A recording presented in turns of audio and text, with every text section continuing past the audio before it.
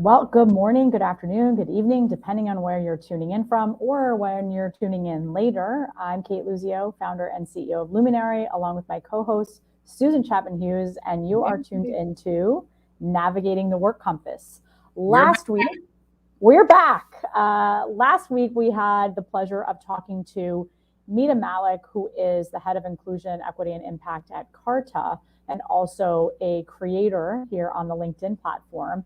And next week, we have conversations around accelerated hiring. However, this week, you're going to hear from Susan and I talking a bit about proximity bias. And this has actually, Susan, been all over LinkedIn on this platform through a great friend of mine and I call a mentor, Caroline Fairchild, talking about proximity bias. And for those of you that don't know what proximity bias is, and I'm actually going to read a little bit, it is the idea that employees with close proximity to their leaders are seen as better workers. And that may affect how managers evaluate performance. By the way, Susan, you and I've seen this through our whole career. Yes. This will potentially penalize women, people of color, and working parents the most, as these groups are spending less time in the office than their peers, or perceived less time in the office as their peers. 84% of men that work in the office or some of the time versus 79% of women feel like proximity bias could be a problem. 84% of men work in the office all or some of the time compared to 79% of women. And that doesn't even touch on people of color or working parents. So that's what we're going to talk about, and the creation or the evolution of what we've always had as women in the workforce and people of color, haves and have-nots. Yes. And so it's very interesting because we always like to see what kind of studies are out there and the data that's coming out. And there was an interesting study that came out last year that was done by Indiana University. And the summary basically was that a study found that women, younger individuals, and those with lower levels of formal education and people of color are the ones who've been hit the hardest by COVID-19 and the effects of it over the last couple of years. And so we certainly knew that these populations had challenges before the pandemic for a number of reasons, and the pandemic has exacerbated those issues. And what's fascinating is, I always like to kind of like take the data and then match it with like anecdotal conversations that I've had with people and like, just what are we hearing on the street? And the interesting thing is, what I've found with various groups of these populations, and so let me just kind of like break them down into a couple of different groups. So the first one is around women. We've talked a lot about women in terms of the impacts of the pandemic on women, the number of women who've had to drop out of the workforce, who are really struggling. I've got a really good friend who's been out of the workforce for a number of reasons, mostly health driven, and is trying to come back. And it's just been really hard for her. I have another friend who dropped out of the workforce to take care of her child. Her child is now 5, 6 years old, and she's been trying to come back into the workforce. And the amount of just drama and craziness that the two of them have experienced, of people who have said, oh yeah, we really like you, we like your background. They either want to bring them in at the most junior level of the organization, or they're like just putting them through all kinds of paces of craziness that I'm like, you got to be kidding me. Like, somebody needs to break the cycle of that drama. The second group of people that I have been just kind of touching in with are, quote, people with lower levels of education. And those are the people who are like the young lady who's the cashier at the grocery store up the street, that I just kind of like check in with, how you doing? How's it going? And, one of them was just telling me like, hey, look, this has been so hard for her. She has to work. She's got 2 little kids. She's a single parent. She's trying to drive better outcomes for her kids, but between Zoom school and having access to the kind of equipment and support that she really needs for them to have been successful over the last year and a half, and the uncertainty of what happens when the virus gets worse, and them making flash decisions to pull kids out of school, and the fact that there are a lack of people available to work. Shifts have been longer, which she's appreciative of the opportunity to get overtime, but it's actually wearing on her. And she's like really tired, because one day I went in the store, I was like, are you okay? She's like, I'm just having a really hard time, because her son had actually gotten sick. And she was like, what am I going to do? So there's that whole group of people. And then, certainly layered into that are people of color. Look, we know for a fact, despite the fact that there's a whole group of people out there who think that people of color, this is their time. Right. Not really their time. They're not getting hired at greater rates as before. They're probably getting more visibility for roles that they hadn't had in the past. And hopefully the push from an ESG perspective that many companies are having to feel as a result of being publicly traded and having large investor groups that are having expectations around this are going to push that further. But if you look at the sheer numbers haven't really moved that much. And I do think that we're going to see more people focus on how do you get these folks back into the workforce and into their companies, because the proxy advisors, whether it's ISS or Glass Lewis or the large major institutional investors, whether it's BlackRock or State Street and others, are now saying, look, we want to see disclosures around like who's in your workforce, what are they doing? And then finally, the shareholders are beginning to really exercise their muscle. I think you saw more situations in the past cycle of annual meetings where shareholder proposals were actually approved that were not in agreement with management. And that is something that if you're sitting on a corporate board, you certainly should be paying close attention to, because more and more activism from shareholders and not, the big institutional investors all the time, but from retail shareholders are going to actually start to come to bear. Well, and you're seeing the exchanges put those since the same too, right? We're not going to take you public. We're not going to, unless you disclose, right? And we're not going to take you public unless you look at, what that diversity looks like. And it's not just, the one person. And I think that's going to evolve. I mean, we're seeing that. We're also seeing that companies can no longer just walk the walk. They can't just talk, right? They've got to walk the talk. I want to take it back to one thing that you talked about, that sort of middle population. I think so much of the conversation, and I think in particular here on LinkedIn, is around that white collar workers, right? They're going into an office environment or not if they're working remotely. And we talked a little bit about this last week, the service workers, hospitality, retail. One of the great sort of anecdotes that I heard, this is very early in the pandemic, a great friend of mine who runs a company called Lively.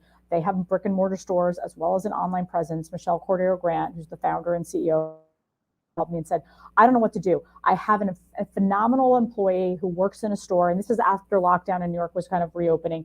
She said, but she's a single parent. She can't come into the store every day. I don't know what to do. And sort of we talked to her and said, listen, are there other jobs or roles within the company that she could excel at from her home, right? So she doesn't have to figure out childcare for now. And she worked in customer service. And she became a superstar in that world. Now, that still leaves Michelle at the organizational level a problem because she needs a worker to come into that store. But in this case, just having that conversation around what her skills were, what was her challenge, creating solutions versus throwing more problems, not only for that individual, that employee, which then they're likely to leave, or for the organization, actually came out as a win-win. And it provided a new job opportunity for someone that wanted to work in that store. Small, right? These small steps, but actually when you think of company policy and behaviors that you're putting into place, this actually can have a very good ripple effect. Yes, absolutely. Right? But the interesting thing about it, Kate, and this, look, you and I both seen this, is large organizations do really great on policy. They do terrible on scaling the actual implications of the policy. And so, I think, as we talk about this kind of whole like proximity bias, the first thing is like, do you even know who fall into these populations on your team? Like, do you know who the women on your team are? Do you know who the younger individuals are, the folks who quote have lower levels of education? Do you know who the people of color are in your organization? If you don't know who they are, it's going to be very difficult for you to actually address the issues. I was actually in a conversation with some folks who are trying to do better at driving more people of color to more senior levels in the organization, because they recognize that the business case calls for it. The customer of the future is diverse. It isn't, reflective in their workforce. And so they get all of that. And so I was just asking some tactical questions like, okay, so do you actually know who they are? Do you have a talent review that allows you to review like where they are? And do you have a true career plan for each one of them? Yes. And are you actually sticking to it? So look, I've worked in situations where we had all of that, but every time there was a new opportunity that came up, nobody ever went to those sheets of paper and said, hey, Right. let's go get this person who's They actually went to their ready. And friends. they literally were just like, oh, well, oh, we have that. Oh, I forgot all about that. Yeah. So it was a performative exercise that the company required them to do, but they didn't actually put it into action. And part of the putting it into action is like taking it into consideration on a regular basis. It can't just be the one time a year when you have talent reviews. It has to be, okay, well, these people are on my team. These are what my leaders look up. This is what they look like. This is what their development plan looks like. I'm actively involved in making sure that they're reaching the goals on their development plan. Yeah. And that they're actually, pushing forward. Look, I look back on all the managers I've had in my career, and I literally have had one manager who actively read the paper, ingested what I wanted, put that in context for what the company wanted, and actually continued to work with me over time to make that happen. And, it's not that I didn't have well-meaning managers, but he was the only one who actually was like, hey, look, I'm really invested. I'm invested in your success. I want to give you the runway and the opportunity to get this experience. And I'm cool with it, not giving me shine or whatever. And so to this day, all of the people that were on his team are all doing very well. And we're all still very close to him. He created this just really awesome group of folks, and we also help and support each other. And so I think if you do it right as a leader, you can create these ancillary effects that really help you. But, do you know the people? Do you understand what their expectations are, what their goals are? And I'm seeing a very big misalignment today between a lot of folks who are out here trying to hire and what people's expectations are. And this is where you're seeing the yin and yang and the give and push. I mean, even for people who are in quote blue collar jobs, they've got all the power right now, right? Because you need them. Here we are have, people making changes around quarantine to create opportunities for people to get back to work. I mean, the healthcare system right now is really buckling under the pressure because they can't get enough people who are qualified, who want to, and who are healthy enough to come to work. And so they're having to make all these accommodations for it. And so that means that, that gives them power, right? Gives the supply folks the opportunity to have more power around what's happening. Yeah, and we've been talking about this, Susan, since we started navigating the work compass, which I think we mentioned last week on our show. This started as we were talking about it, and it was it's such an important topic, all of these topics, and yet we're still here talking about it, and we were pissed about what was happening. Exactly, and we were like, wait a second, we're two very seasoned leaders in the world, and let's get out there and talk, and then bring in those relevant guests and voices. But one of the things that you talked about, this idea of having good managers and, creating a development plan and not just BS, right? I did the same. It's put your development plan. What are your milestones?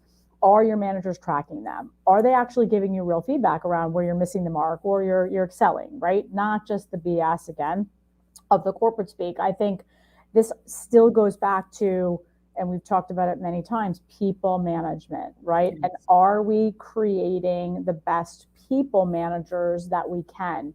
Normally that path to promotion is giving someone a manager role. And are we actually creating the best managers? Not for leadership is the side, managers who manage people, whether they manage one or they manage thousands. And I think the pandemic threw such a wrench into, wait, I've never managed remotely, or I'm managing, the service industry or retail, or I'm managing a younger generation, because flexibility, to your earliest point, is not just being asked for by working parents, right? I'm Gen Z. I started my job as a remote employee. I've never had to come into the office for 2 years. I don't even know my managers. Why do I need to do it now when I'm producing and performing? So this idea of flexibility is a much broader kind of category. It's not just for working mothers or parents. It's bigger. It's a bigger deal. And what does flexibility look like? But if you create flexibility options for your employees, you better have the right solution to make sure that you're giving both those that come into that office and those that are working from wherever the same level of visibility, exposure, but more importantly, opportunities. So let's double click into that, right? Because it's one thing to say it. Yeah. It's a whole other thing to put things in action and to make it happen. So for those of you out there who are like taking notes and like, working your way through this. So ask yourself a series of questions that will at least help give you some exposure. So the first is like, what is the culture of how people get promoted in your company? So, how does it happen? You just need to be really aware of the backstory of, hey, that person just got that job. And what I've also found is there's like a bifurcation of how it works. When you're more junior, people are more open to you posting for a role and then considering folks in a pool. Many companies, when you get above a certain level, you can't post for the role, right? So that means they've already established a way to develop slates for the role. And most times it has nothing to do with that talent review process. It has to do with, hey, I know, is somebody getting pushed out of a job and it's somebody that we want to keep? Is it, do we need to transit? Like, what are those things that are really the real unwritten rules around how people get promoted in your organization? So let's start with that. That's the first thing that you need to do. The second thing that I would say that you need to do is, like, if you have people who have operated virtually on your team for a long time, pre-COVID, and people have actively, worked in the office with you, do an evaluation of the kind of how your relationship status is, right? Yeah. Do you have that kind of social connection with the people who work remotely as well as you do with the people internally? Because everybody knows the more senior you get, the more your professional life and your social life come together. Yes. And so if you don't have that kind of social connection with the people who have been working remotely and separately, then you have to ask yourself, well, how are you going to actually develop that? Can you do it through setting up a series of still virtual, maybe, because, you might have some people who just can't come to the office, but more social interactions that you can engage with? A really good friend of mine, her birthday was this past weekend, and she sent out this note and she was like, hey, you 10 women are some of the most amazing women that I love who are like really close to me. And I really want you guys to come together to celebrate my birthday. And so we're like, cool. So we got on a Zoom on Sunday night and she was like, well, actually I have an ulterior motive. My ulterior motive is that I actually think you all need to know each other and you need to get to know each other. So she started with having us introduce ourselves and how we knew her, how we got to develop a relationship with her. And the ground rule was like, you had to keep it real. It couldn't be like, I met her, so-and-so. It had to be like, hey, here's, how we met. These are some of the things we've been in the trenches with for a long time. And so, okay, fine. So she did that, which I thought was like really great. It was very basic, but we learned so much about each other through the lens of our relationship with her. And it's something that, I was like, oh, wow, okay, that's cool. So you could see themes that were consistent and you could also see things that were different in terms of how her relationship was with other people. And then the second part of the call with Libation, of course, we played this game called Kahoot. And I don't know if you guys have played this before. I had never played it before. It's like an online game and you can do, I guess they have a series of preset games, but you can also set up your own questions in Kahoot. And so the first one was all about Black culture. And so we had to see like, were you hip and did you actually know Black culture? And it was good because, you could see the people with the competitive juices coming out and things that were going on. And the second part was really her opportunity to learn more about our preferences, right? And we didn't really know that until after the end of the game. She's like, because I really want this group to stay connected and to come together and to engage. And like, her relationships and friendships are like for people in Hollywood, people in business, people in politics. So for me, it was like really awesome because I met all these fabulous women, most of them who were Deltas. Now I have this new tribe of people that I have a chance to get to know, to help, to support. And one of them actually reached out this morning and was like, hey, very much like you, I have a desire to do certain things career-wise that mirror some of the things that you've done. Would you mind helping me? And I was like, Of course. absolutely. We can help each other. Like, this will be really great. So she and I are going to get together next week, which will be fantastic. It also helps that her daughter is in New York. And I was like, hey, look, tell her to call us. We'll happily feed her, support her. So I say all that to say is that act alone of her bringing people together and creating a very, safe space that was socially driven, but ended up having this kind of ulterior motive of creating relationship, Yeah. has now seeded all of the opportunities for these women who are on the call, for those of us who are on the call, to be connected. There's no reason why you can't do that as a leader in your organization or something like that. And you have to be intentional about it. And you have to really dig into what are the relationships that you think you need to build together or have people connect with each other, and do it in a way where it's not like competition. Yeah. It's actually all about the team, that you're getting their voice to the table. And more importantly, that you're using your gravitas to help move those people and give them exposure in your organization, because that is going to be something that's just so critical for the people who are not going to be in the office, who, it's going to work better for them. If you want them to keep growing and get promotions and get opportunities, your political power and gravitas is going to go a really long way in helping make that happen for them. Yeah, I kind of forgot what I was going to say at the first part of what you said. So I'll go to the end. But I think there's a couple of things, right? So, one, I think that some managers and leaders are really good at doing this, right? I mean, even, I was doing this in the banks that I worked for. We called them whisper networks, and they were groups of women that got around the table and talked about all of these things, and then created, our own mini networks for women that didn't know each other or weren't in the same line of business. I then took that and now we do that every single month at Luminary, or it's a curated list around the table. And it could be people that are, in small business, founders, also working in the corporate world, but bringing those together, because the power of relationships that we've talked about so much is so critical. I think internally in an organization, one of the things that I would share, whether you're at the very senior level, you're running a team in a call center, you're running a team of 5.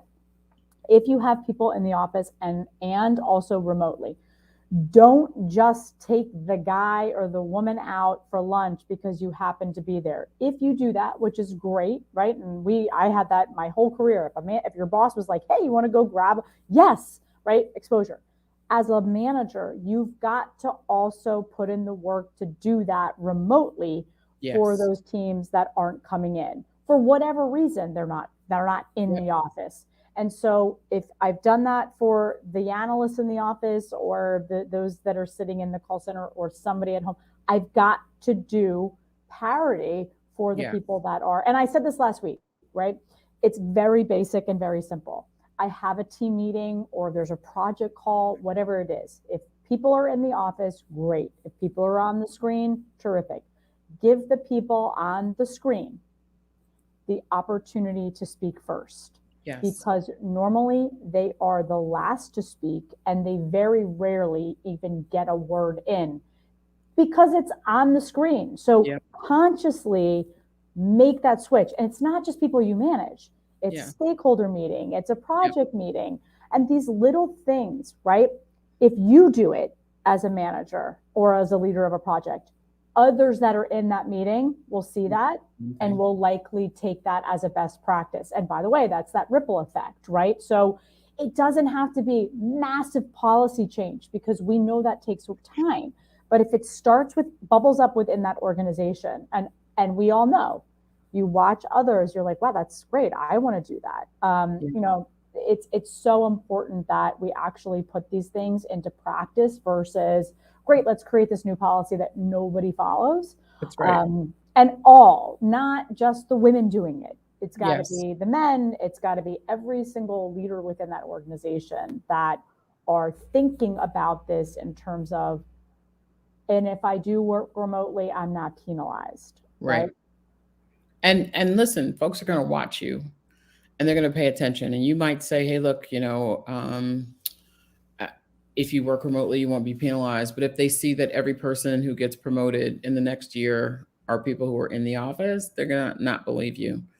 I worked one of our teams, the head of our business unit, like just loved product people and like always wanted to hire somebody who was in product. It was her comfort zone. And I'd be like, you're going to have to broaden your thinking around this, because if you just keep doing that, then you're going to have a whole group of people who are not going to believe that there's an opportunity for them to grow. Yeah. And it took a while. And finally, we got some traction, but had to point it out. And you might need to get creative too, by the way. And so, look, there's so many things that you can do. You can send them a gift card. You can order them lunch from their favorite restaurant. I had there was a CEO who had tapped a search firm, and he just wanted to connect with like really strong leaders in the marketplace. And I get a call. I was like, yeah, sure, I'd be happy to talk to him. And it was great because he and I have now become friends, and it was wonderful discussion with him. But what was fascinating is he had his assistant reach out to me to find out like what was my favorite breakfast food in my neighborhood. And I was like, well, we don't really do that. But like there's this like really awesome donut place around the corner from our house. And so he delivered donuts for our family. And she actually asked like, what were our favorite donuts? Like, so she, the doorbell rang 30 minutes before our conversation. And there were donuts and coffee there for everybody and hot chocolate for everybody in the family. And I was like, you know what, that's actually really creative. And that was another reason why I felt really good about connecting with him, because he was the one who directed and asked for it. It wasn't somebody saying, hey, look, you might want to do this for them, or his assistant doing it. He was the one who asked to actually make it happen. And that said to me a lot to me about who he was as a person, and, the level of him paying attention and empathy that he brought. And so, it has been, he's really just a wonderful leader and a great connector of people. And because of that, he's been like, hey, look, call me anytime. Yeah. And, he also was I was like, when I decided to leave my last role, and I was like, okay, so here's how I'm thinking about it. And he was like, no, stop. You have 3 things to do for the next 7 months. And I was like, okay, what are those? He was like, you're going to take the summer off. You're going to spend quality time with your daughter, and you're going to have fun with your family. Like, that's it. You don't need to do anything else. And I was like, for real? You think that's not going to be crazy? And so I'm so glad that I took his advice, because it was really great. Yeah. But it's going to take you getting creative. Yeah, getting creative. And I think even just, I mean, I don't know about you, but some of the boards that I'm on, we have long meetings, right? And they're virtual, and they're not yet started in person. And even when it does, not everybody's going to be flying around the country to join these person. So getting lunch cards, right? So everyone's got a little bit of budget, like, or a code for Seamless. Hey, you got $25 in Seamless, order lunch on us. Because we've all historically, even for client meetings, right? You're trying to engage with a client, and normally you would have taken them out for a meal, and it's lunch or breakfast. This is a great way to think about creatively, how do you work in this new hybrid world without penalizing someone because they're not in that physical space. I also think that, and this is more of a broader conversation we'll talk about next week, is as we think about hiring, right? Attracting and retaining talent, and hiring talent both externally and internally, how do your processes and your policies reflect that hiring process? And so I know we're at time. Next week, we're going to have Elisabetta Bartoloni, who is the head of the global markets practice at Heidrick & Struggles, has been in the search world for years and years and years, talk about what she's hearing from candidates, right, which are in the driver's seat right now, but also what she's hearing from enterprise clients and how they're looking at proximity bias, how they're looking at flexibility, and more importantly, how they're getting people in the door. Yes. And so if there's nothing else you take away from today's conversation, one is recognize that proximity bias is a thing. Number 2, learn to the extent that proximity bias exists and how you think you're going to overcome it. And most importantly, tune in next week so you can get some great tips from Elisabetta about what she's saying in the marketplace. So we are appreciative of you all joining our conversations. Thanks again for the feedback. Continue to send us questions. Send us potential topics that you'd like to hear us address. You know how we do it around here. We keep it all the way real because we want you to actually be equipped with real tools to navigate, as opposed to things that like make you feel good but don't really help you. So thanks for tuning in to Navigating the Work Compass. I am Susan Chapman Hughes, And And I'm Kate Luzio, and we'll awesome. see you next See you week. next week. Stay safe, everyone. Yes, take good care.